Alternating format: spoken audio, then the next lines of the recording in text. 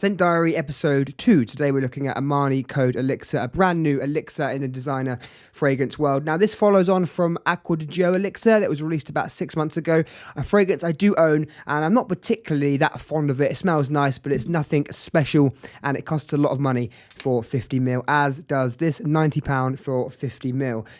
So the main notes in here, I've been wearing it for the last couple of days. It smells similar to the other Armani Code fragrances, like the Parfum, for example, but only once it gets into the dry down. It has the same backbone as those other fragrances, but it's the opening where this is truly different. This has a leather or suede and a liquor note. So it has this sort of alcoholic and leather opening with this sharp, almost medicinal smell, but that medicinal smell goes away really quickly. It only stays for a few minutes, but you do get a boozy leather note, which are slightly contrasting each other. It's not two notes that you would put together all the time, especially in the opening of a fragrance, and it does smell a little bit like they're contrasting each other, so it's not the smoothest of openings. But as it goes into the dry down, it starts to smell much more pleasant and much more like a typical designer fragrance and smells much more like the other Armani Code fragrances.